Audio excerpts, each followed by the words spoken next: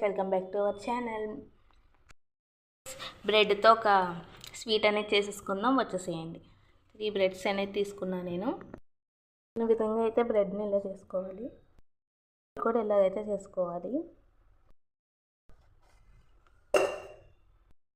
Cut చేసుకుందాం.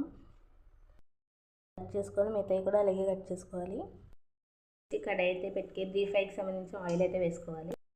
Cut చేసాం కదా, ఇదైతే అందులో వేయాలి. వచ్చాక ఒక ప్లేట్లోకి తీసుకోవాలి. 2 సైడ్స్ బ్రౌన్ కలర్ రావాలి. స్పూన్లో అయితే పంచదార వేసుకోవాలి, అనేది యాడ్ చేసుకోవాలి.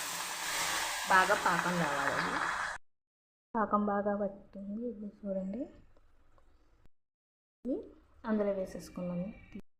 తీసుకొని వేసేసుకోవడమే. బాగా పీల్చిన తర్వాత ఒక ప్లేట్లోకి అయితే తీసుకోవాలి. ఇప్పుడు అయితే మిల్క్ పౌడర్ ఉంటుంది కదా, ఈ మిల్క్ పౌడర్ అనేది వేసుకోవాలి. చిన్న పాలు అయితే వేసుకోవాలి, కలుపుకోవాలి. వెలిగించుకొని అదే మిల్క్ అయితే వేసుకోవాలి. పౌడర్ అనేది యాడ్ చేయాలి. సిమ్లోనే పెట్టుకొని బాగా కలుపుకుంటూ ఉండాలి. ఇది దగ్గరికి పడాలి. దగ్గరికి పడుతుంది కదా, ఇంకా బాగా దగ్గరికి పడాలి. దగ్గరికి పడితే సరిపోతే. ఇప్పుడైతే స్టవ్ అయితే కట్టేస్తున్నాను. కలర్ మీద గిన్నెకి తీసుకుందాం. ఇది తీసుకున్నాం కదా, దీన్ని అయితే దీని మీద అప్లై చేసుకోవాలి. అప్లై చేసుకున్నాక ఇంకా బ్రెడ్ దీని మీద పెట్టేయడం ఇలాగా.